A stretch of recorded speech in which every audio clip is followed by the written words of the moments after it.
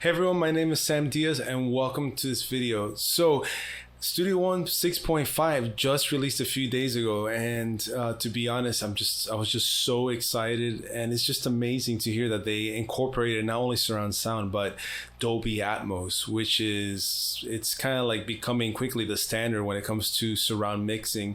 Not only because now we have, before we had the 5.1 and all that stuff, now we have a lot more room to play with, so to speak, because we have 1.2 even up to 11, I forget the number, but we have a lot more speakers to play with, a lot more room to play with in the spatial fields.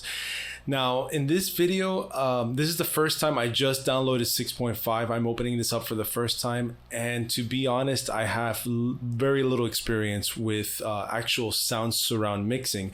I've done a lot of stereo sound design and sound mixes for clients such as Armando Ferreira, Lucas Colombo, and a few others. I have a lot more clients that I did composing for. That's kind of my main thing, film composing, but I have done some sound design mixes. So for this video particularly, I wanted to just kind of try out some of the features. And again, if this is your first time with Dolby Atmos or anything like that, I'm here with you. We're kind of exploring this at the same time. And I might even make this a longer series if there's there's a demand for it, and we can sort of explore this together, and also just to get your feedback and also your input if you're for those of you watching this, if because I'm sure I'm going to learn tons from you guys, especially those who have a lot more experience with this. So for today's video, I wanted to showcase Dolby Atmos, or rather see how I can use it on a film that I did. So I did a family film in the style of Sharknado and movies like like your typical monster films like Godzilla, stuff like that, but it's more in the vein of Sharknado because it's more of a comedy with it's super exaggerated. I shot this whole thing in my living room on my iPhone 14 Pro with my family using Camtrack AR and an application called Skyglass, which I'm going to go into another video. I wrote the whole thing, and I'm doing all the Unreal Engine backgrounds. I'm doing everything for the film sound. I'm going to do a series also on how to do the music. You can check out one of my other live videos where I go over some of the scenes, how I did this. But I thought this would be a good scene to showcase some sound design. Again, I'm not going to do all of this because this is a long scene and there's a lot of elements. But if I were to, I just imported the video here real quickly in Studio One. I'm going to go ahead and right click, I'm going to create an audio track from this. So there's not much position, but I need more cover. There's very little audio. All of this is going to be obviously in post-production that I'm doing this kind of stuff. So we have that, and then the other thing we are going to do is also just make sure that we're using the right frame rate. So I shot this at 30 FPS. I would have shot it at 24, but Camtrack and Skyglass both are locked down to 30 FPS, which is more for documentary style filmmaking. 24, 23.9 FPS is more filmic. There's just something about the motion to it, the way the motion blur works, and just the look of it. That's obviously it's for the most large part has been done, is very cinematic and what we associate with cinematic, but it's fine. Again, this is a no budget project. Shot it in the living room, and then this is one of the scenes that we did. So just a little bit of context. Our hero here has to run to get closer to the Cobra to use this. He has a little staff back here. Nope, I don't want to give too much away, but the only way to defeat the Cobra, so to speak, is to use the staff with this magic chant thing, but he has to get closer. He's too far, so that's this scene. Now I tried to do sort of this oneer kind of thing with him running in place. And again, this is not the final. I'm gonna re-edit this, but this is just for demonstration purposes. I want to see how we can use Dolby Atmos sound design for these kind of scenes. And I'm not gonna do the whole thing. All right, so we got that. He's running, and then we're gonna come back to a wide shot. This is using Unreal Engine, digital double, and then he takes cover. Okay. so that's that scene, and there are other scenes I can cover in other videos again if there's a demand for it, with jet fighters and stuff like that. That's a little bit more probably a little bit more fun, but let's tackle this first. So one of the things I do want to get here is the cars over here starting off. So again, I'm not gonna do all the elements, I'm just gonna do some of them. So let's get these cars sounding as soon as he starts. So I'm gonna go here, and where does that start? Let's see. Around there is when they start taking off. So I'm gonna go ahead into my marker track. And in my marker track, I'm going to go ahead and just put car starting. And then we're gonna put some, you can just ignore the capital A there. Actually, I can't ignore it. No. I'm a UX UI designer too, so this kind of stuff irks me a little bit. So we'll start there. We'll set this to SMPTE timecode as opposed to musical bass. And let's get started. So we have here, it's gonna the car starting, and then some people start running here again, and that cut is way too abrupt. I have another version which I did load here where it runs for a little bit and then we cut to that because it's just a very abrupt cut, but you get the idea. And let's go to Soundly. Soundly is what I've been using. Soundly, if you don't know what Soundly is an amazing source for sound design. It's basically this whole sound design library on the cloud. So let's do car accelerating, something like that. Didn't even spell that right. Oh, and I didn't see.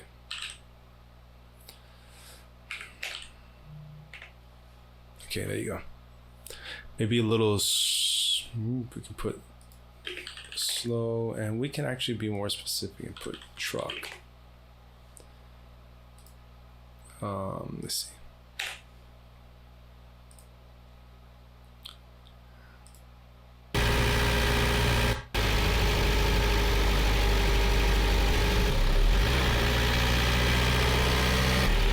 We can actually have him idle. That'd be kind of cool. We can have him idle while he's talking. All right, so kind of like this. And then it takes off. Okay, so I think it starts taking off around here.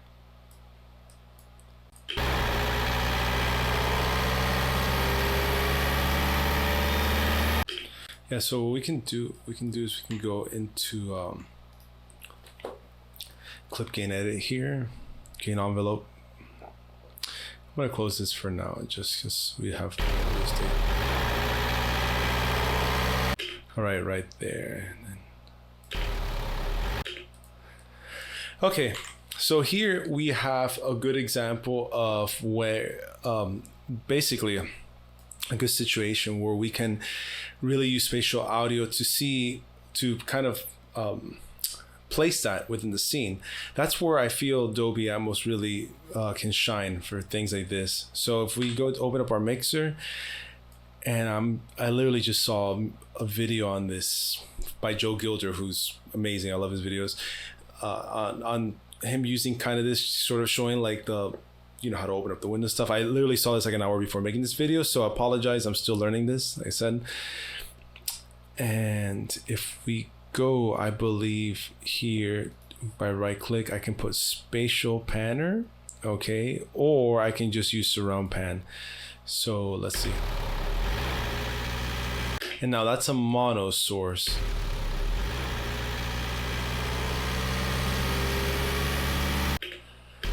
So then we switch scenes here.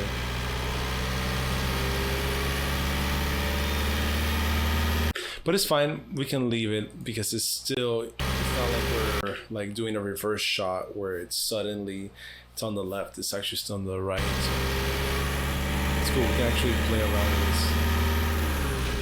Okay, so that's a good scene because we kind of pan away to the left when we have that explosion.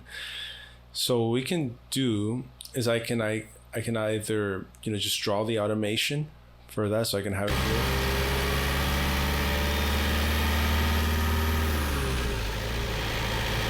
Now maybe that's a little bit too maybe too intense, but let's see if we can go here into edit mode, direction. Let's see, how can we do this? So right around there we start panning. Okay,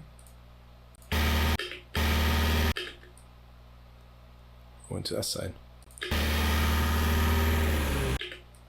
and it's actually quicker. So,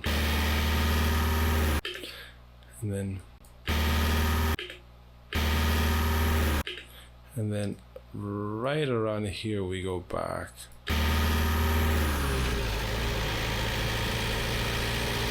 Okay.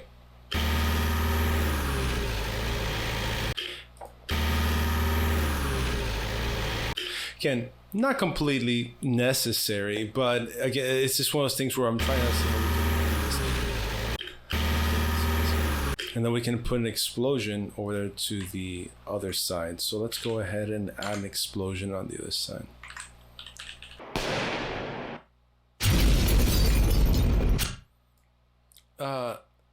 Yeah, that might be a little much. Normally I would spend a long time doing this, but for the purposes of the video, let's keep it short.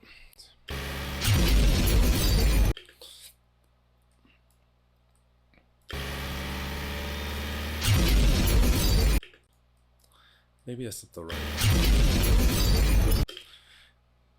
Let me see if we mix it in with this one. See what it sounds like.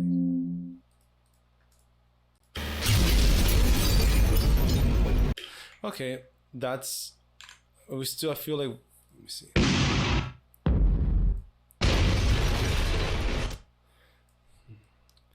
And normally what I would do is I would go in and EQ all three of these individually, but since this video is more for the Dolby Atmos, I kind of want to just show. So here is a good example. So let's see.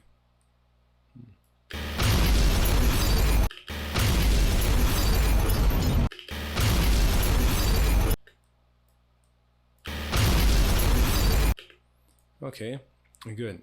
Another. So let's go ahead. Oops, just grab that direction. Okay, we'll create another channel for that here. Let's hide this. Okay.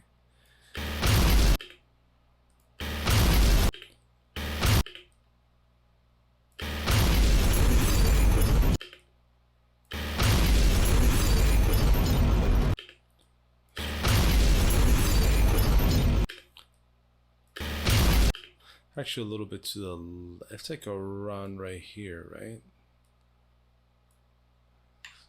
Let's make that a little bit longer. Right around there. Okay, cool. So as you can see how this is a very powerful tool, and I haven't even used the spatial one, the one where it's this option where you can the spatial object panel, which I'm going to use right now for another part. And you, as obviously you can see too, there's a lot of his running, the breathing and stuff less. So maybe if I were doing like running, let me hide one here maybe. Let's just try that one for now, just to give him something. No crickets. All right, so let's see that. Okay. Can have him start running here. Wherever he runs, I think it's around here. And now this is where you meticulously go in and you start looking at all the.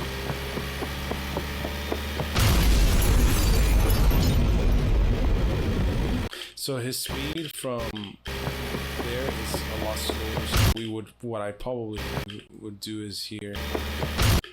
Is where we cut to here, we can make this a separate channel, and then I'll turn this into solo mode, stretch this like that, and then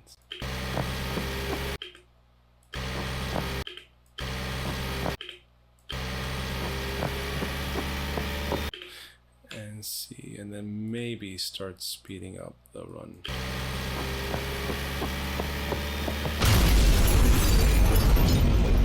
And then maybe have him pick up the pace as soon as he can do that.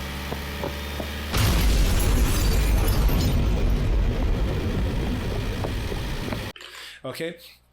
So, and then what I would do is make this a bus, and then I would just make, then I would just go ahead.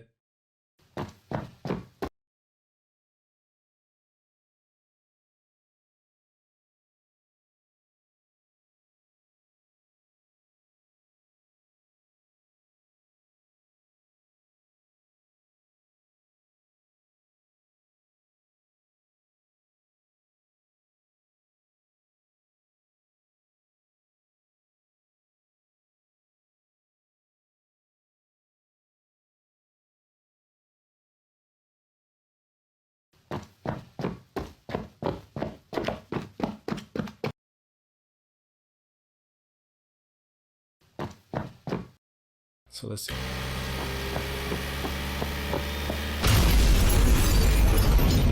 Okay. Now let's look at the spatial object panner, which I've been wanting to try. So we have a plane right over him, right there. So let's see if we can, at least for this video, try.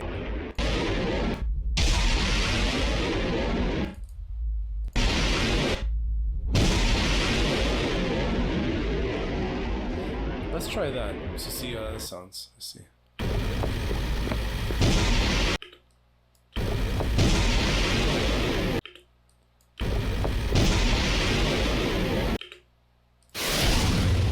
Oh, that's what I want. That's what I want. So let's see. We can have.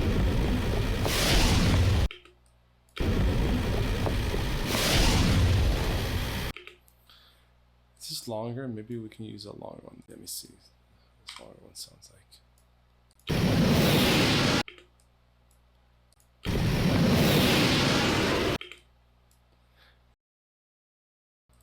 Okay, so it doesn't let me do for the bus. It doesn't let me do the selection thing. So let's just do. It doesn't let me do. Give me that option for the spatial object panner. So it's fine. Let's just do this one. Okay.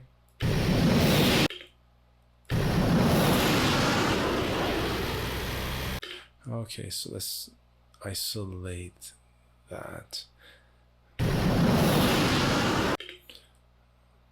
Now for this, how do I write automation for that? That should be interesting. So, oh, so it's pan Y, pan X.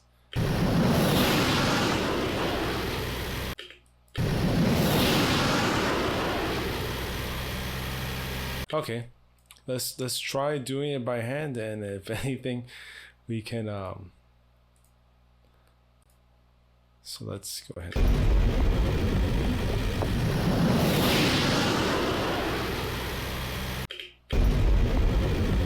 And anything, we can just do this here. Oops, I'm supposed to read that.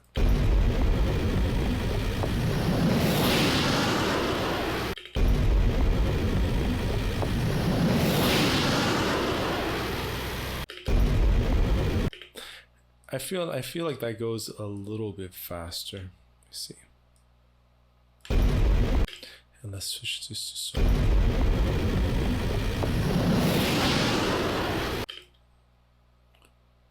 We can even put like a swish, another swish. Sorry, not that one, the first one. Or maybe a sonic boom. Probably be better.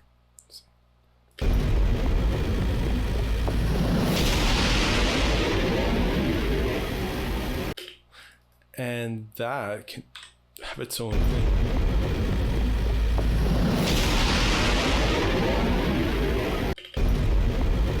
And we can do also spatial for that as well. So let me see. Go ahead. Spatial object plan. This. Now, the other thing I did notice is that here we want these on top. So, yeah, there you go. So that's playing with the height of it. Okay, so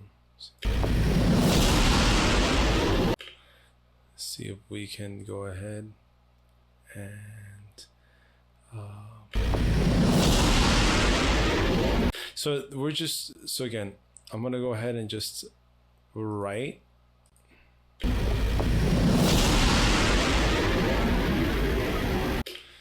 and see how that sounds. Now, I have an iPad here, which can probably be a lot better because I can do all these moves by hand and more accurately, and I can come back, but again, this is just for demonstration purposes. And we can sneak that in a little bit better. Let's see.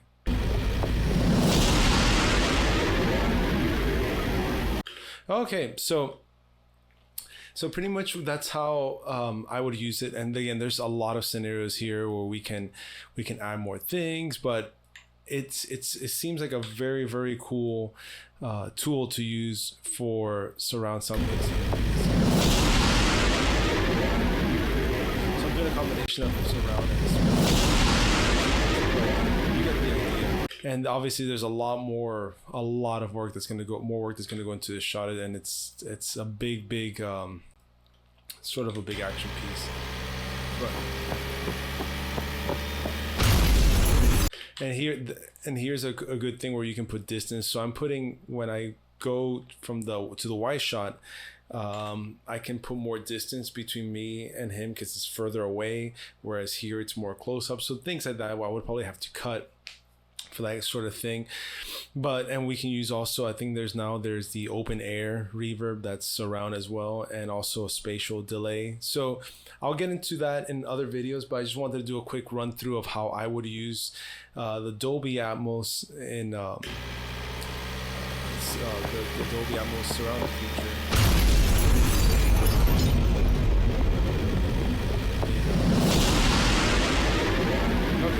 So yeah, cool. If you have any questions, concerns, any comments, any ways to improve this, let me know. Yeah, thanks for watching, and until next time.